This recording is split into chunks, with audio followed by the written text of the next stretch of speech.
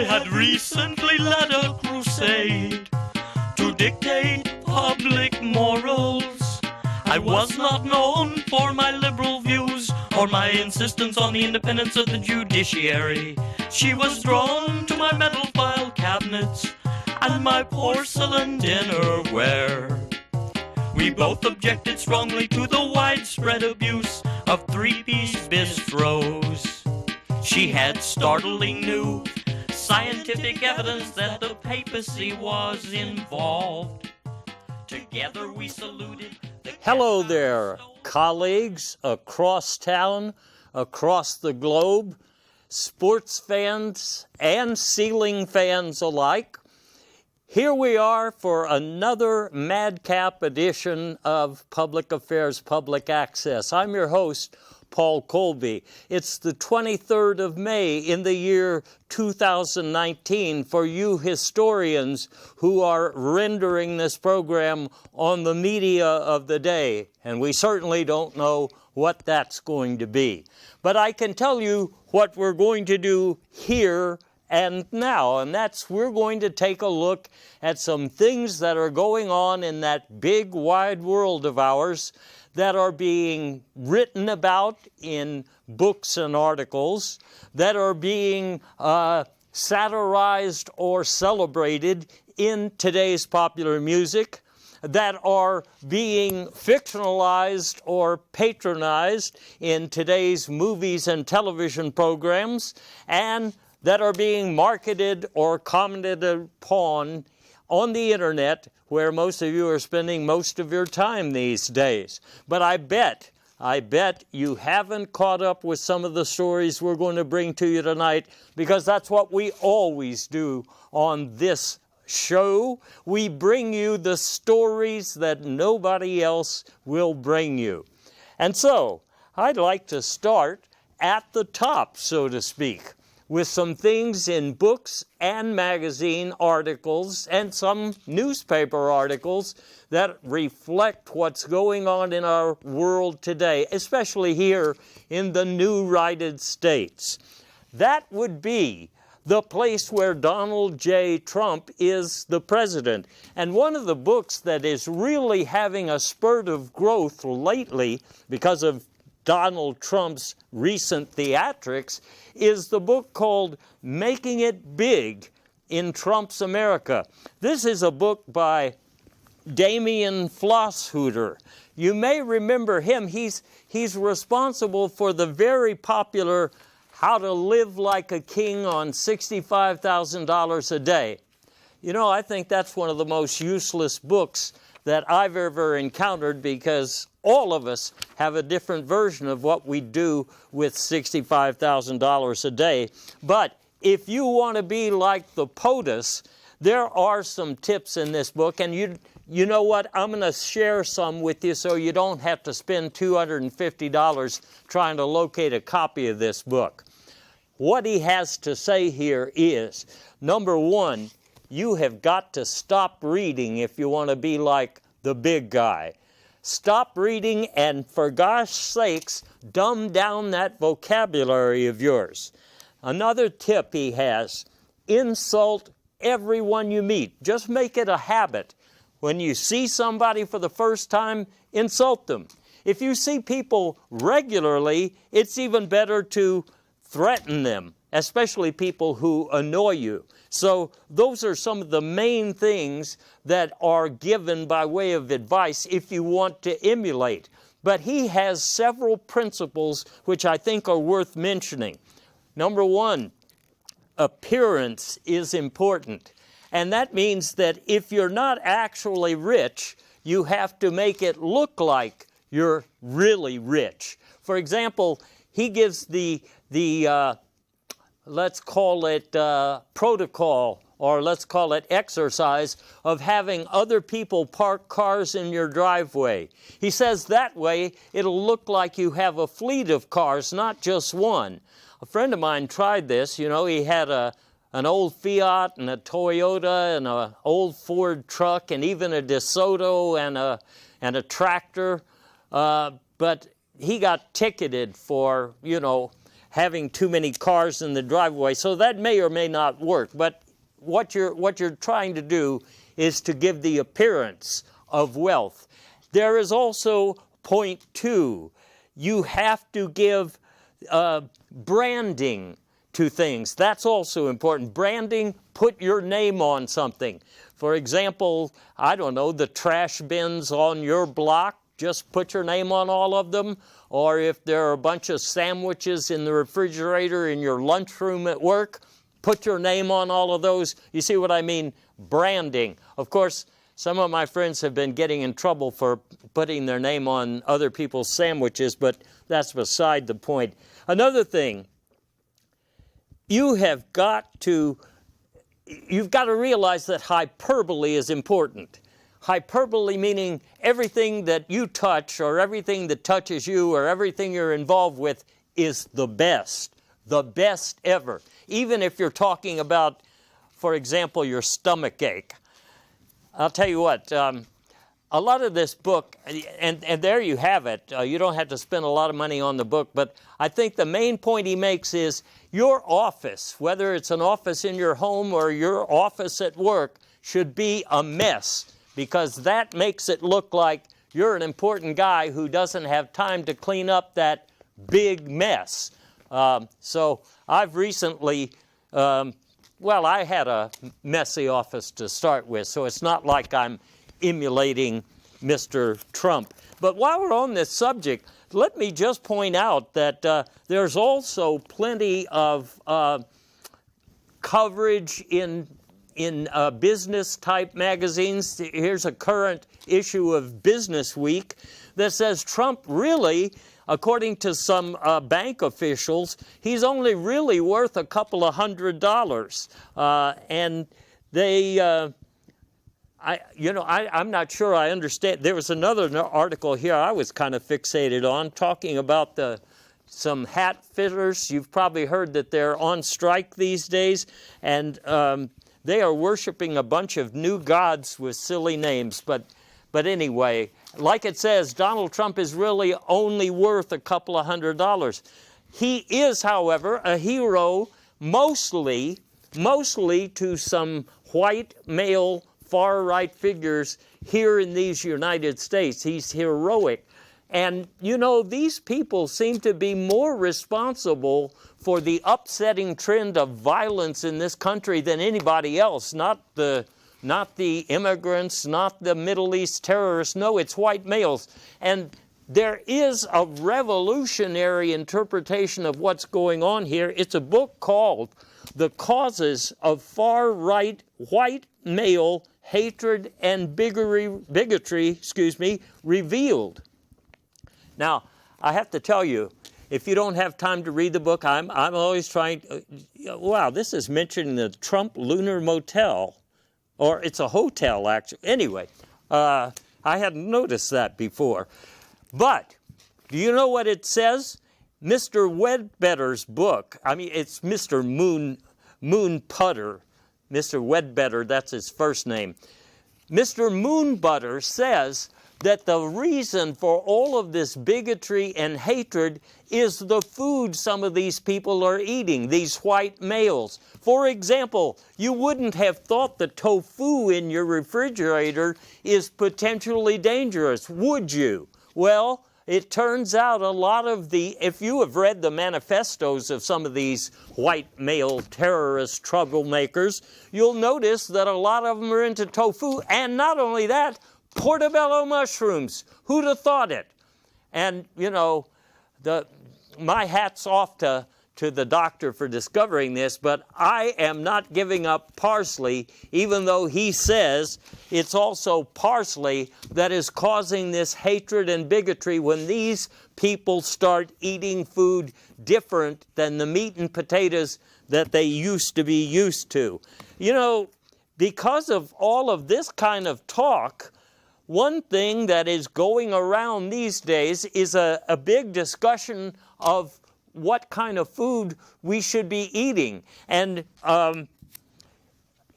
believe it or not, there are some people, I've seen this guy on TV a lot lately, Dr. Barton Shue, who is talking about the non-food diet. Now, when he's on TV, it's not real clear what he's talking about. I mean, if you're not going to eat food, presumably you need something for sustenance, because you would still eat even if it weren't food. And this, when I thought about this, because nobody is really asking him other than softball questions, I tried to figure out what could he be talking about and what other trend out there might line up with this by way of explanation. Well, here's something I saw just recently in the Santa Clara Apologist. There are 500,000 miles of plastic waste here in these United States. Waste, or is it something that is potentially being used by, our ever thoughtful industrialists and entrepreneurs, something that instead of reaching all the way to the moon and back, finds its way to our dinner plate? Do you think that's possible? Look, you heard it here first. I'm not saying it's already happening, but you did hear it first. Maybe you had some plastic food for dinner tonight and didn't even know it. Huh? Is that possible? Some of you feel a little funny down in the stomach, like it's the worst stomach ache ever? Okay. Another thing that's being talked about a lot these days, especially with the influence of the National Rifle Association, is arming teachers in schools.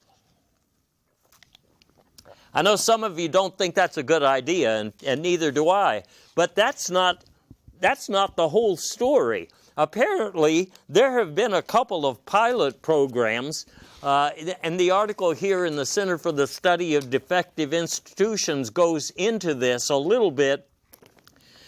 On an experimental basis, somebody, and I'm not pointing a finger at anybody with the initials NRA or anything else, decided to arm the entire student body at a couple of junior high schools to see what would happen.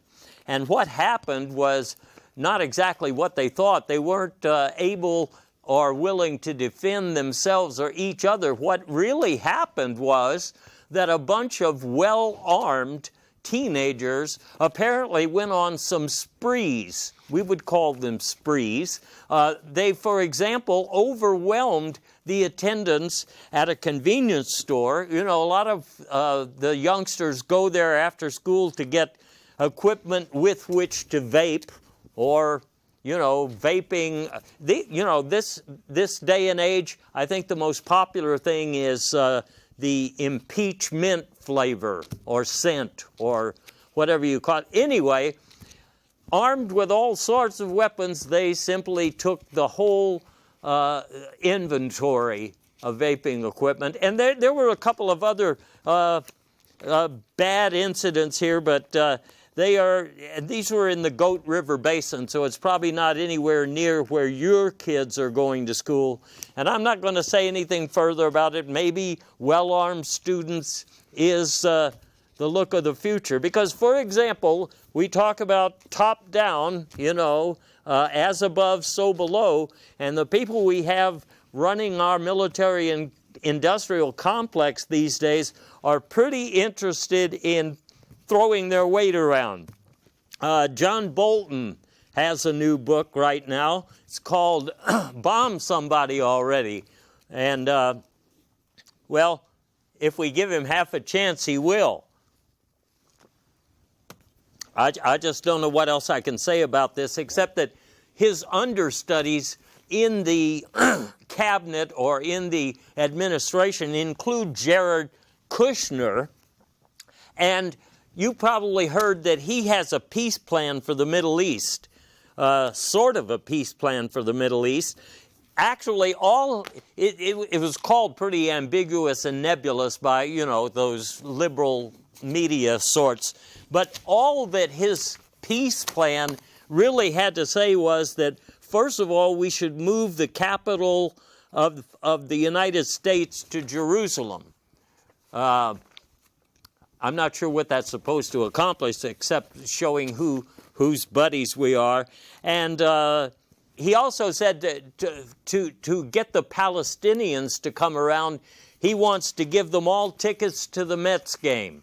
And I'm not sure how many of them even care about going to a Mets game. So there's not a lot of progress there. Where the administration thinks there's a lot of progress, and what they talk about all the time is the economy, jobs, jobs, jobs, and more people having jobs than ever before. Well, one reason there's so many jobs in the job numbers is that some people have more than one job. They need more than one job because their jobs are, paying ridiculous wages, and there's no upward mobility, and it's mostly dead-end jobs, if you want to call them that, except that a few of them seem to be mood-based. Now, I was just looking at a chart put out by the Department of Labor Pains the other day, and this is talking about what some of the new jobs are that are available. For example,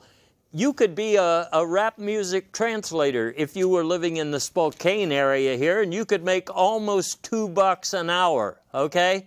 $2 an hour? I don't think that would pay for your vaping equipment. Or you could be a special needs bloviator if you're in Tucson, or you could be a blowtorch accessory quality assurance consultant. They apparently don't have enough of those in Reno. And personally, I'm looking for the jobs that actually do pay high wages, and that would be hairstyle commentary in the Brooklyn, New York area, or you might want to consider being a wastewater taster there in New Orleans. So yes, indeed, there are lots of jobs these days, but do you want them, or will you just continue to work in a fast food establishment where, you can get the leftover plastic and take it home with you? I got to say this. Democrats are in the news these days almost as much as the POTUS is. And that's because there's so many of them, and they seem to be trying to claw their way back into power. A new book on the subject, Where's the Party, by Mr. Cecil Bagg Pulse, talks about how the Democrats lost 420 pounds on the way back to the moon. I'm hearing a lot about the moon these days. I know some people want to go there. But anyway, this book, which is widely available, it was recommended by Genghis Khan, even though, as far as I know, he is no longer among the living. But the Democrats themselves, you see, after starting off on a track of opposing everything done by the Republican Party, have decided to scale back. They've all been talking about Medicare for all, but now they're talking about Medicaid for oil, because apparently once we started talking about a Green New Deal, that would be expensive and that could happen, there's been a backlash. And so now you have Democrats embracing Medicare for oil, an idea whose time has come and gone, and this is mostly the centrist Democrats who are. But excuse me now. While I'm talking about oil for a minute, have you noticed that Kinder Morgan is wanting to put a new pipeline through Central Texas? Yeah, all the way through Central Texas, where we have karst. Do you know what that is? K-A-R-S-T? That's that horrible limestone rock-type formation that's about 8 inches under the ground through a lot of Central Texas. That's why we have caverns and caves and things like that, where everything that goes down, for example, water, is pretty permeable. It just goes right through. And that means to say that if you had a pipeline and it was leaking, that would also go straight through and be in the groundwater. Now, a lot of the people in Texas don't like this, and the legislatures in Texas, they always pay attention to what the people are talking about, and unfortunately, when they respond, they don't always do the right thing, because what we have right now in the current legislature is a new law that will allow entities like pipeline companies to get protesters of pipelines in jail or otherwise out of the picture. Some of the language in here really bothers me. I was just looking through the language of this proposal today. It says that that when people are talking about viable alternatives, including men and women of science who actually have training or education or credentials that entitle them to speak out, they can be harshly treated here. They can be instantly jailed. They can be assaulted with falsehoods in regional and national media outlets. They can be fined in an amount equal to their yearly income. You can see that our Texas legislators are not interested so much in protecting the people who don't want pipelines as the people who want to build pipelines. Anything new there? Well, no. Kind of like that all over the place, isn't it? But anyway, let me get back to the Democrats. I strayed from the point. A lot of Democratic candidates right now. In fact, you saw pictures on cable network news recently about, more people lining up to be presidential candidates for the Democratic Party, and I mean a lot of them, a lot of candidates.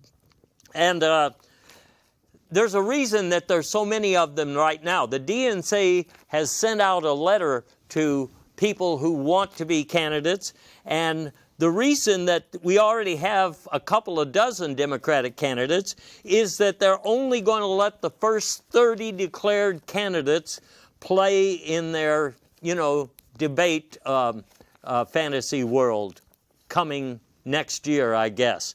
So that's why so many people are rushing to get in on it. As it says here, only the first 30 men or women who declare their candidacy are going to be allowed to participate in the debates. But the skirmishes have already started. And that means that the putative leader of the party, sort of by default, Mr. Joe Biden, is now taking a lot of flack. Shortly after he has declared that he wants to run, people are looking at his past.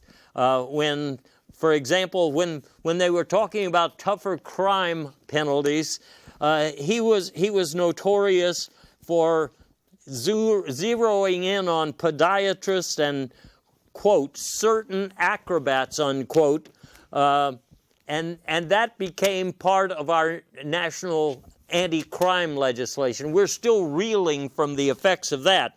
And at the time, he was talking about public whippings and things for the perpetrators of those kind of foot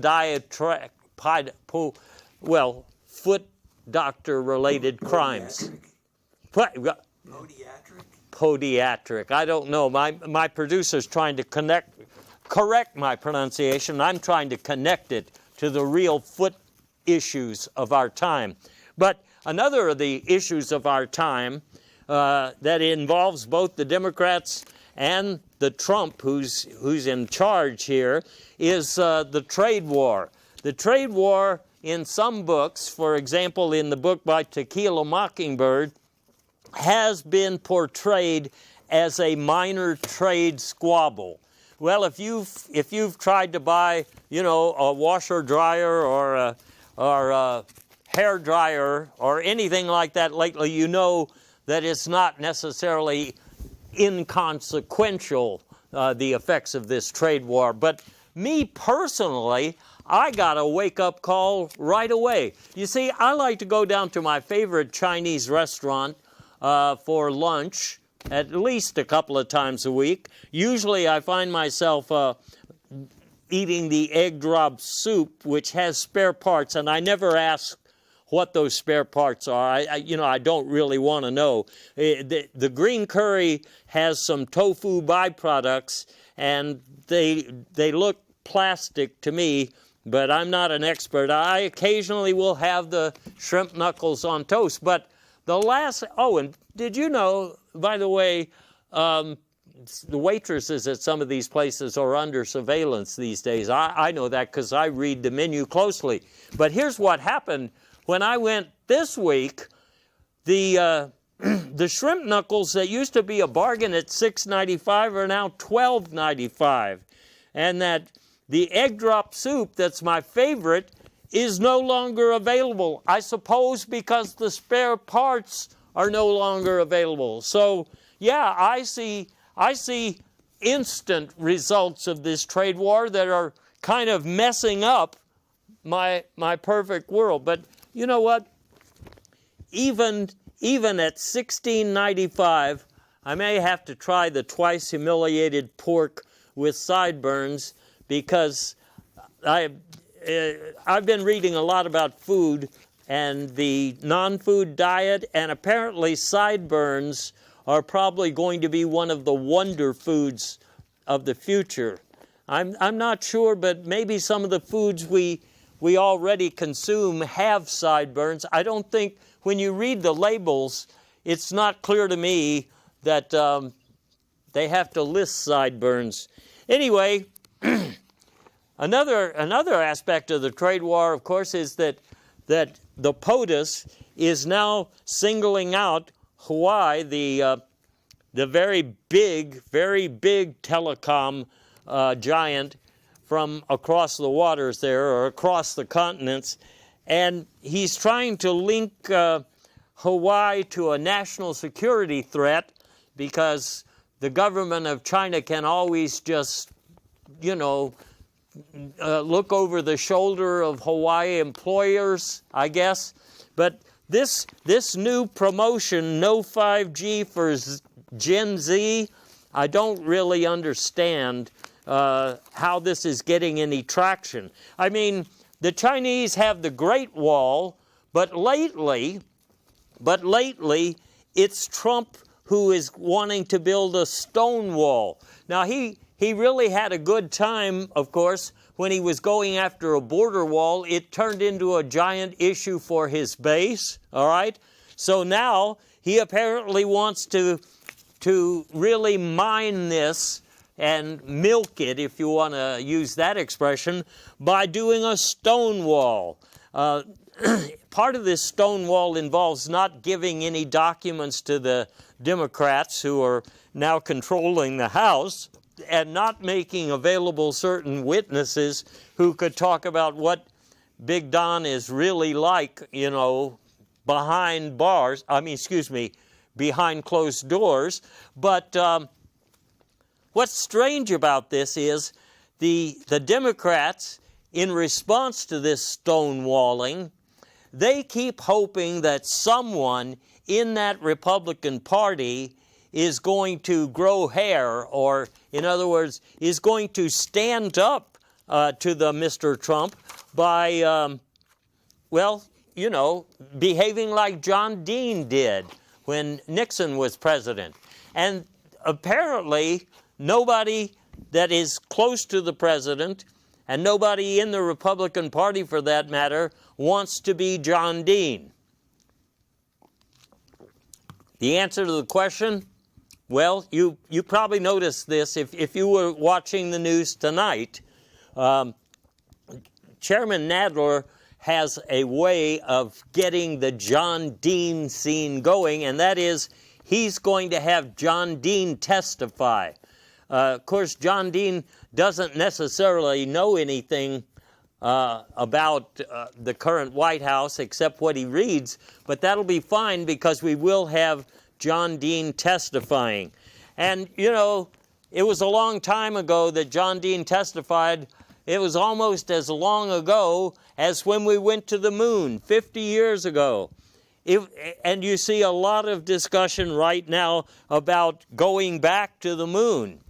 Well, that's understandable. It's, we haven't been there in a long time. And so a lot of people are saying, what are we going to find when we go back? I sent my staff out there. You know, I have ways of getting information. And my staff brought me back a few pictures that are pretty darn surprising if you ask me. Yeah, they're pretty darn surprising. Let me tell you something about the moon. Yeah, the lunar taco hotspot, I understand, has some tacos that don't seem to be made out of any natural food product, but we've already discussed what could be behind that or under that or whatever.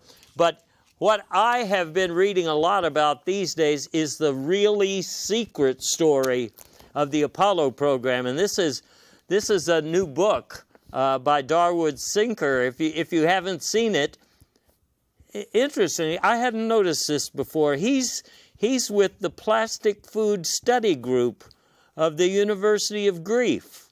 I think that's in Ontario or something. In any case, this book is very fascinating. For one thing, it says that the very first Apollo craft were actually made of plastic, which is why it was dangerous trying to get them in orbit because they would melt. They would melt before they got into orbit. But the first successful Apollos, Apollo 1, 2, 3, I mean, you think you know Apollo 11 and 12 and so on and so on. The first Apollo missions went to Detroit. And I think that was because there was a pizza place there. I mean, it's unclear from this book, but I've heard other stories that some of the early astronauts on the Apollo program were really into pizza when it used to contain real food products. And so they simply had manual control of their Apollo spacecraft, and they would land in the Motor City for lunch. Okay, you think we haven't been to Mars yet? Well, people they're talking about going to Mars, but I'll tell you what, we've already been there. Yep, we've already been there. And I'll tell you why. It's because accidentally, some of the early Apollo craft, which were, they were being piloted by an artificial intelligence of some kind. It was a robot or something. We're not real clear what it was. It wasn't a human being, but it accidentally went off course. One of them went to Mars and crash landed, and another one left the solar system. We don't know where that is. There are some other fascinating things in this secret history of the Apollo program. I don't want to spoil the book for you, but I highly recommend that you check out chapters 12 and 13, because chapter 13 is talking about John Dean and his role in the Apollo program, and also Donald Trump's role in the Apollo program, because he's apparently been to the moon a few times. He said it was the best trip he ever took, even though he had a stomach ache that was really bad. You know, that means that in the current race for president, you know, it's 500 days away, but they're already campaigning all the time. And so some of the candidates are trying to say, well, I haven't been to the moon, but I have been to Cleveland.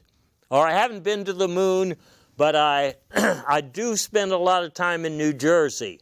Things like that. Now, Bernie Sanders, of course, is famous for his honeymoon, and so he's saying he has been on a honeymoon, but that's different than the moon that's out there. So anyway, that's kind of a look at what's going on in political life. Books and articles, all sorts of things are being talked about, and I bet in that survey we just did, you probably heard some things that you didn't hear on the broadcast news channels, because I'm watching out for you. I'm looking at everything that's going on here. So, let me just talk for a minute about new music, because that's a little bit more interesting for some of you to talk about. There's a new CD out by the artists who were formerly known as the Omaha Marching Band. They don't say what they're known as now, but their album is called Purple Grains, and it's going over very well, but most people haven't heard the rest of the CD, and I got to tell you, it's very interesting. You see, what these boys have done, and I think it's 13 boys and 1 or 2 girls, they've taken a bunch of popular music from the 60s, and then they have reworked it into songs about food and nutrition and health. Isn't that fascinating? For example, on this CD, one of my favorites is the reworked Beach Boys classic, Wouldn't It Be Rice? And there's the reworked Beatles classic, Can't Buy Me Loaves. And there's even a reworked Rolling Stones classic, It's All Over Easy Now. So if you like that kind of music, these are the boys for you. But a lot of you like some stuff that's kind of, atmospheric. And the person for atmospheric music, is, if you're asking me, that would be Luna Puffy. And she's back with a CD that is really, it takes my breath away. I had to go to the emergency room. This is called What's With the Hole in Your Roof? And that's the title track, but it's not even my favorite one. She gets very personal on this record.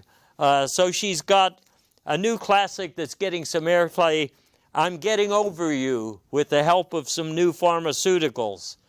It's a touching ballad.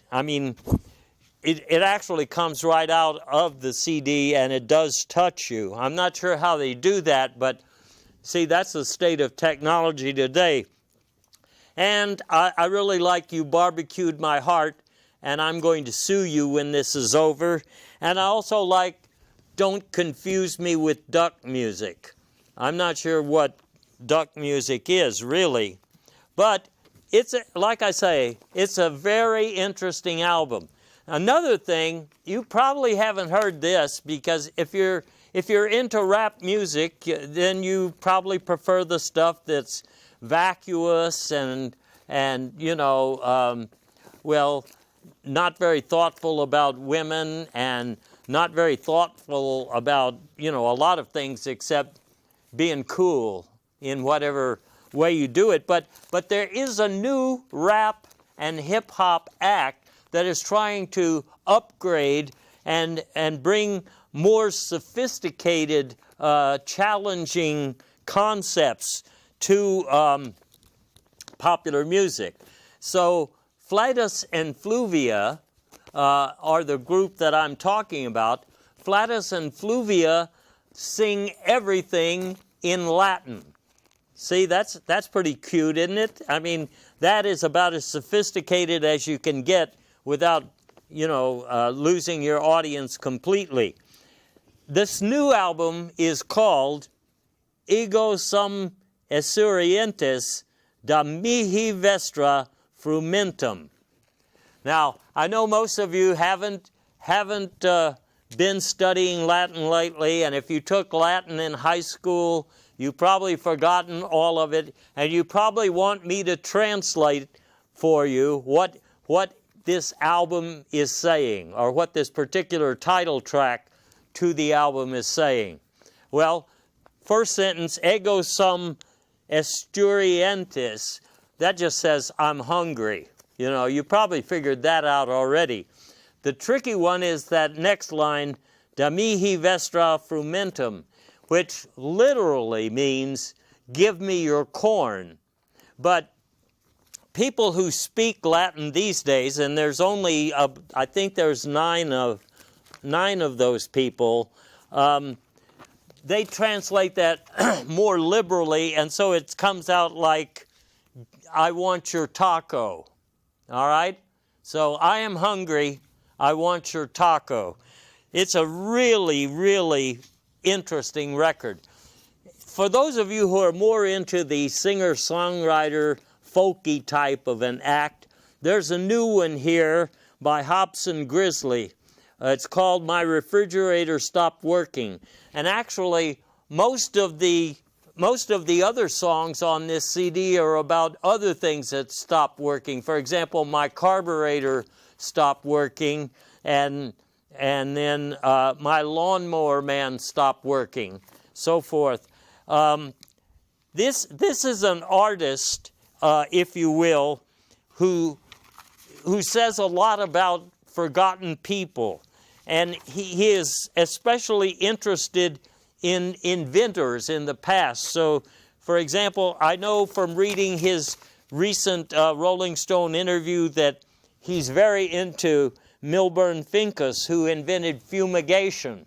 And if I remember correctly from something I saw online, he's also a big fan of Ditto Pumphouse, who was the inventor of the omelet, although that's disputed. Some people think the ancient Greeks invented the omelet. And you know, while I'm thinking about the ancient Greeks, let me just mention that, you know, when Donald Trump was stonewalling the Democrats and they wanted to hear testimony from people like, you know, Don McCann, well, the president said, okay, he can testify, but he has to answer your questions in ancient Greek. And that's really why the negotiations over his testimony broke down. I bet you didn't know that. Anyway, some of you like jazz. I know I do. And there's a great new record called Burp for Me by Canned Moose. This is a really visually arresting piece, as well as it's a very bumpy kind of a jazz thing. I would say that it almost has a kind of crustacean sound. You know what I mean? You don't. Okay. Well, anyway, it is that kind of jazz, and it takes things in a new direction. And what you probably don't know, even if you've been listening to Burp for Me for a while, is that this artist is not even a human-type person. The artist is a potted plant. That's right. And this is a musician, I don't know if it's a he or a she, actually, who is self-taught.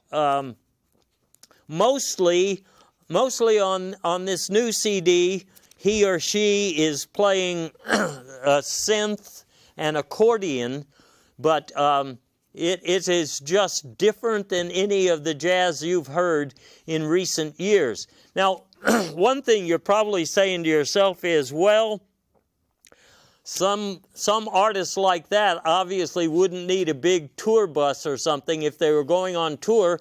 And in fact, Canned Moose is going on tour, but she does have a big truck. So there must be some things in the act that are too big to carry around by hand or to get the Uber driver to take over to the stage. You know what I mean? That's a joke about Uber drivers. I didn't get it either, but one of my assistants wrote that down.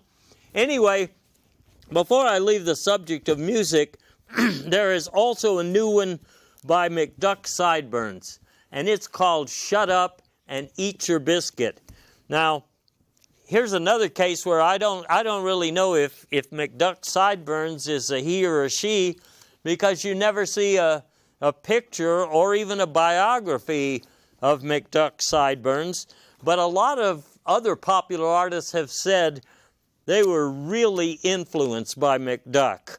The Leather Bunnies say they did their first CD while listening to McDuck Sideburns as kind of a religious experience.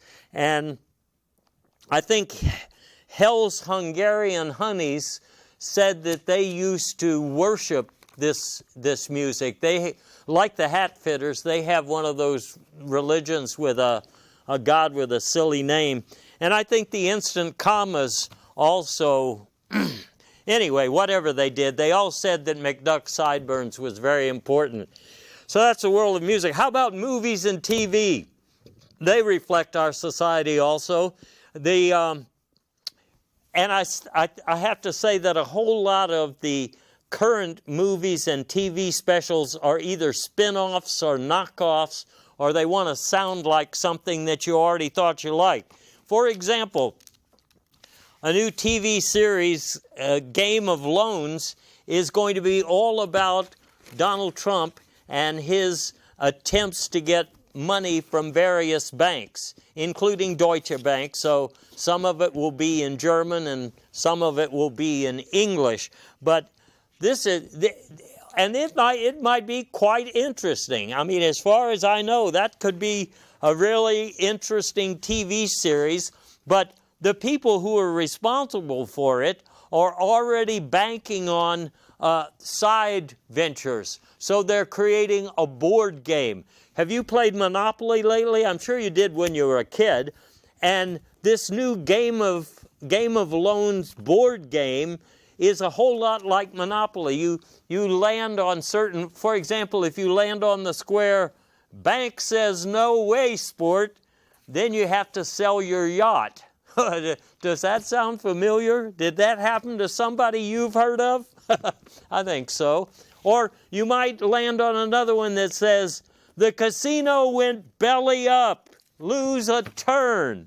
That's pretty clever if you ask me. I've been trying to figure out what that thing is up there in the corner, though. I recognize the messy office, but I don't know what that other machine is unless that's one of those new food products that is really non-food. I don't know. Another thing you might land on just says busted. Busted. Lose all credibility. Well, it seems like the president has already been there, done that, but he's still president, and the way he usually gets out of it, just like in this game, blame somebody. Blame somebody. And to make sure that this is real down to the last detail, you might land on go directly to the White House, collect $200 million from the inaugural committee. Now that's pretty thoughtful. So this board game, I think, is going to be just as popular as the TV show, because obviously the TV show is likely to last one season or less. I mean, how much can there be about, the negotiations with the banks? It was all bad news. And that's why I guess the president is currently stonewalling on producing any of those bank records, but you've just had a glimpse at what's really in there.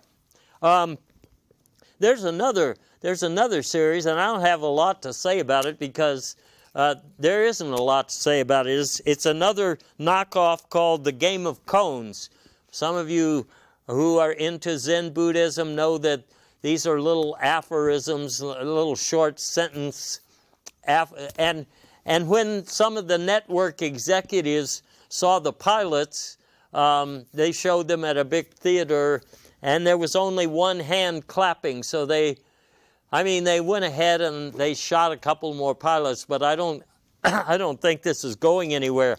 But meanwhile, the Game of Phones, now that has real potential because everybody is talking about it. And if you think about it, you've already been told by Facebook, by Google, by just about every Senate or House committee that your social media is dangerous because your phone is either recording everything you say, or it's taking pictures of you and sending them from here to there, or it's doing things that you don't even know it's doing.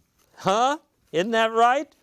And on that basis, we can say that the Game of Phones is going to be one of the most realistic shows on television. Now, it is said to be a fictionalized series, but from these previews I've seen, it looks like the real thing. For example, the guy who says, "You just went live on Facebook."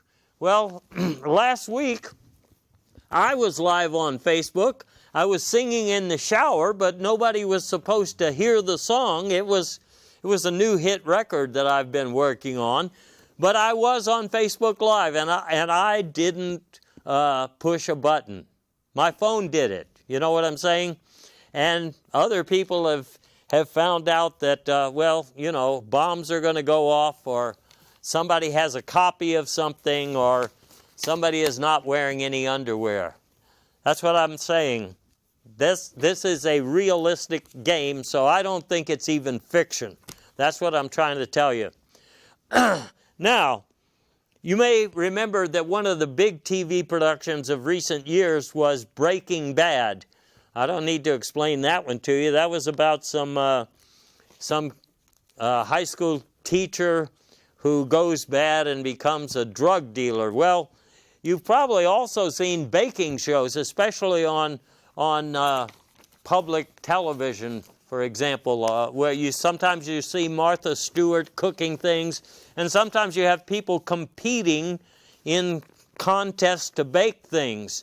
And this new show, Baking Bad, features some of the recipes that just didn't work out. Like you just saw the tortured red potatoes.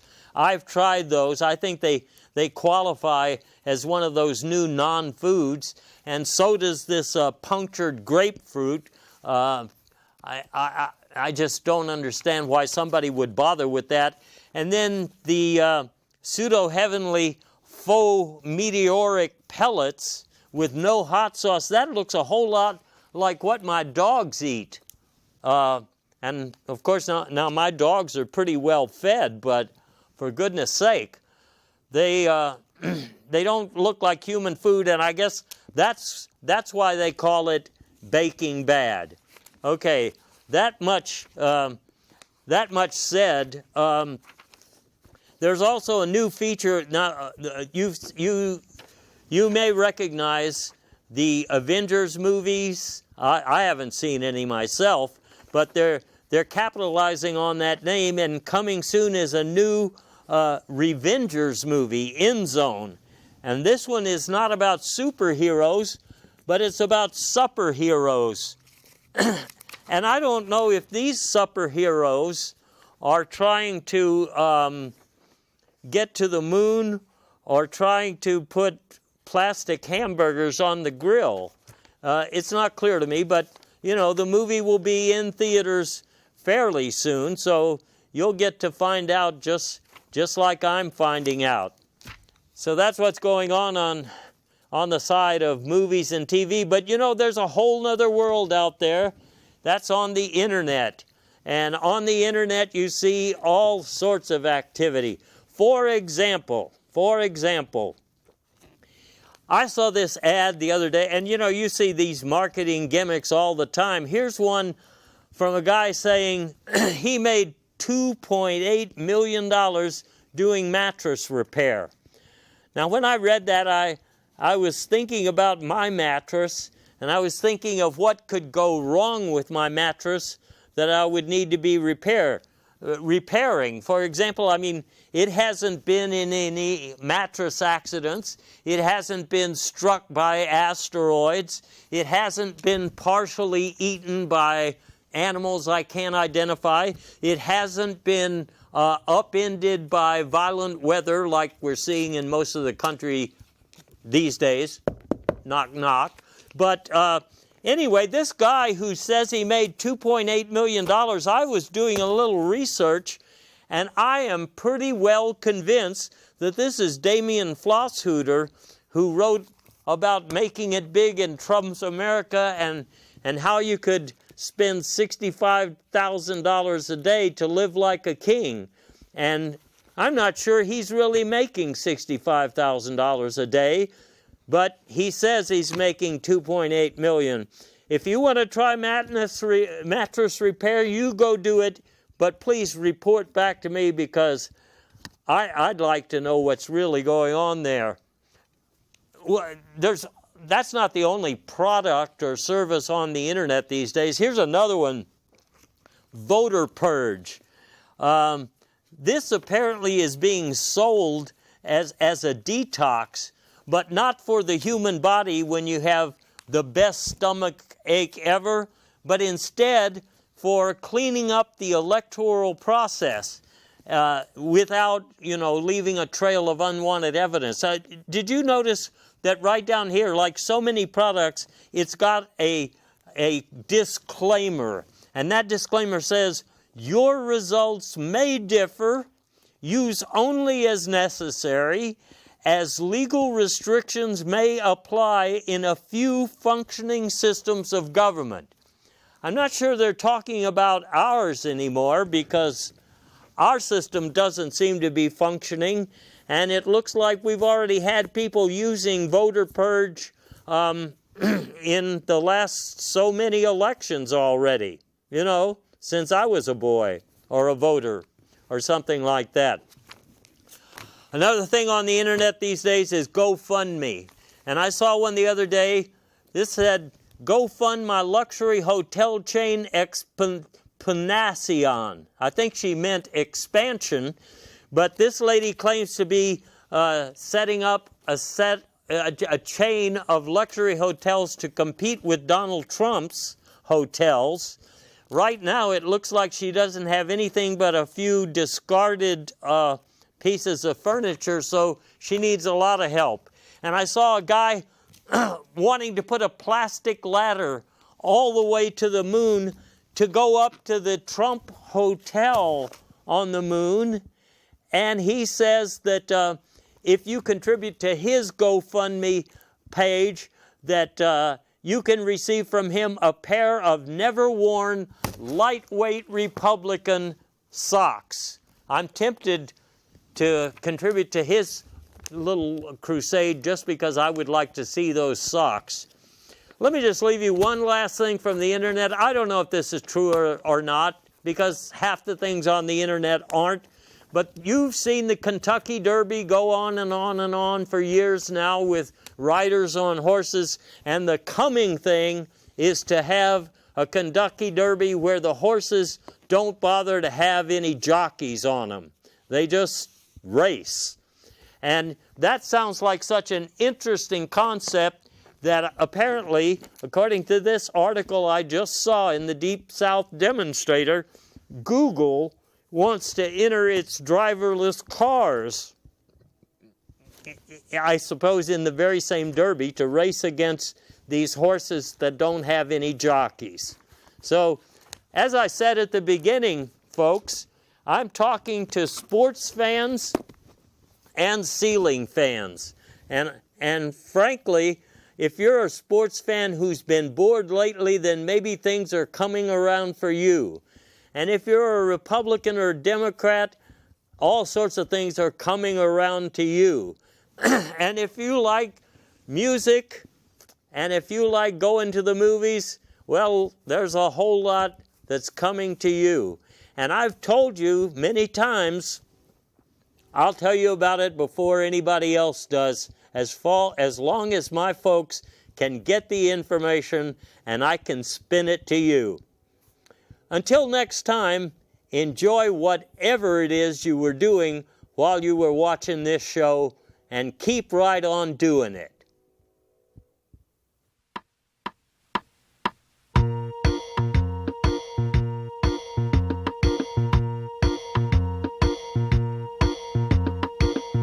We're all entitled to a few mistakes. We're all entitled to some lucky breaks. But when you find yourself left sitting on a shelf, just head for the land of tall women and virgin pines. let